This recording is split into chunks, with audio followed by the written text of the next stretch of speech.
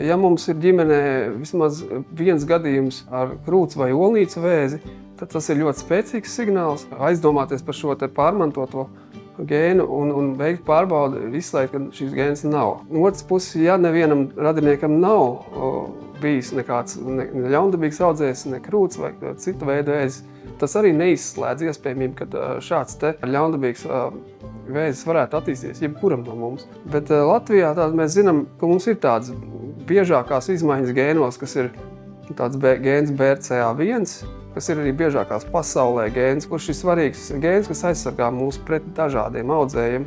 Katrā šūnā veids mūsu ģenētiskās informācijas labošana. Ja viņš nestrādā, tad mūsu tā ģenētiskā informācija netiek visu laiku labota un uzkrājās sīki informācijas defekti, kas rezultātā var novest pie audzēju veidošanās. Bet īsumā, ja ir kādam ģimenes loceklim kāds ļaundabīgs audzējs, mēs nevaram izslēgt, ka nav šis pārmantotais, kamēr mēs neesam veikuši padziļināt ģenētisku izmeklēšanu.